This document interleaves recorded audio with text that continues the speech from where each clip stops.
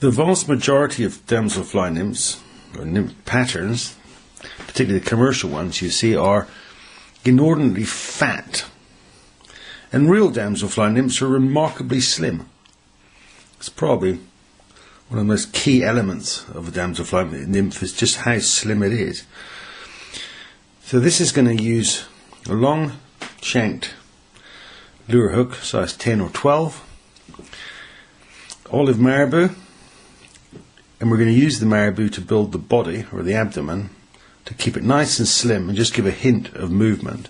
And this little tail is remarkably mobile in the water. It doesn't need to be a huge long tail like you see on some of these flies. The short tail will provide plenty of movement to imitate the actual fly in the water. So having tied in a small piece of marabou or some marabou fibres which we've wetted down, make them a bit easier to deal with, the next step is to tie in some copper wire as a rib just to imitate the segmentation of the natural's abdomen. You can obviously use mylar or something, but I prefer copper wire on this fly, again to keep it very slim. Tie in the copper wire, keep the tag end of the copper wire along the side of the hook so you provide a nice even underbody. And then we're going to wrap the marabou up the shank of the hook to create the abdomen. So now winding the marabou in just touching turns. Remember, the whole idea is to keep this slim. And take it approximately 2/3 to 3/4 of the way up the hook shank, tie it off, and just trim the excess. Well, then we're going to counter wind with the copper wire in the opposite direction to reinforce that marabou and to imitate the segmentation of the actual fly's abdomen. Tie it down nice and tightly. I'm going to break off the copper wire. Come on. We've taken the thread down to the beginning of the abdomen, and we're going to take 2 olive goose biots.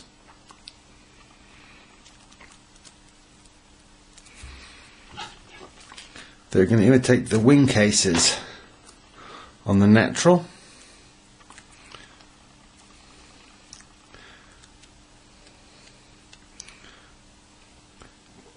Don't need to match them up that carefully because we're going to trim them to length at some point later. And tie in those wing cases on top of the hook shank. So we'll trim them to length later on.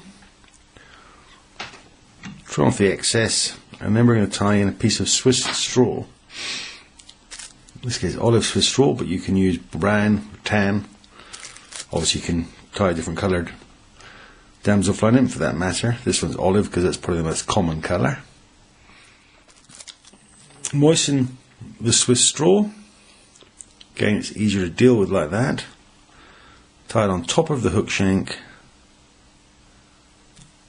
and just leave it there for the second. And then we're going to dye a small ball of dubbing, which is going to help us create a thorax and spread the legs of the damselfly nymph pattern. Take some olive dubbing, olive rabbit fur or similar, dub it onto the thread and build a ball of thread like that, of dubbing, just to create the back half of the abdomen. And then we're going to add some legs. For the legs I'm going to use some olive dyed mallard. And to help get the legs even, we're going to separate the fibres of the mallard feather backwards like that. Trim out the middle of the stalk and then decide how many legs we want. So you create a nice V already. Tie those legs in, a V on either side of the hook shank, and then we can adjust the length. Just try to keep them on the side of the hook.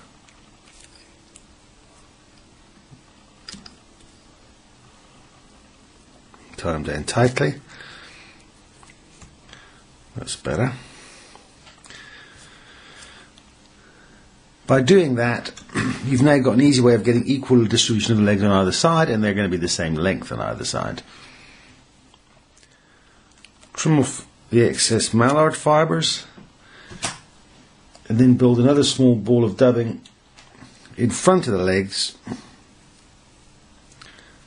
which will help stand them out sideways.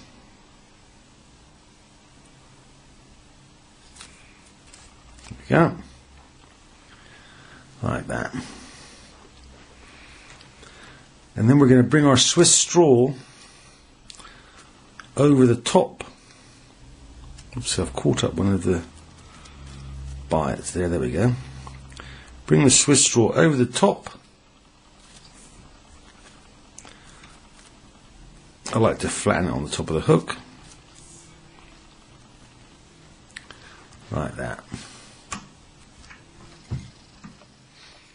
And take the thread up to the eye of the hook, and we're going to tie in a piece of tough chenille. Tough chenille doesn't unravel, so you can use a length of it and it won't fall to pieces. And we're going to tie that in crosswise. I've got a huge long piece here because we're going to trim it to length in a minute. Tie that on top of the hook shank. That can become the eyes, and then a little bit more dubbing to form the head of our Damselfly Nymph. So dub some more of that olive rabbit fur and figure of 8 over the eyes to create a nice head for our damsel. And finally, if you need to wet the straw a bit more, pull the straw back over the eyes and tie it in behind the eyes with a couple of turns of thread, and then whip finish behind the head.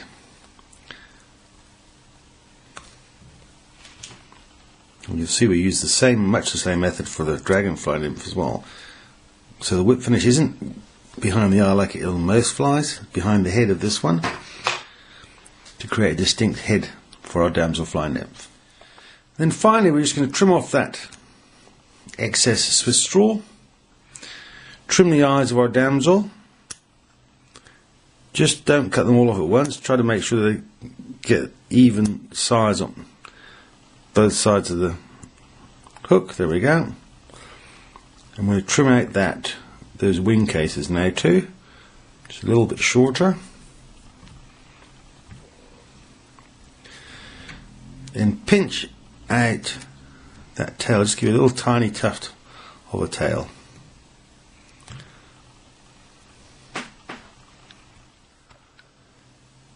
And there is our finished Damselfly Nymph. And you see it's a lot smaller and slimmer than most of the Damselfly Nymphs that you see tied commercially. And it's an absolute favourite of mine on stillwater, particularly fishing from the bank over weedy shallows. And if you're fortunate enough to be on the lake when these damselflies are migrating, it works even better.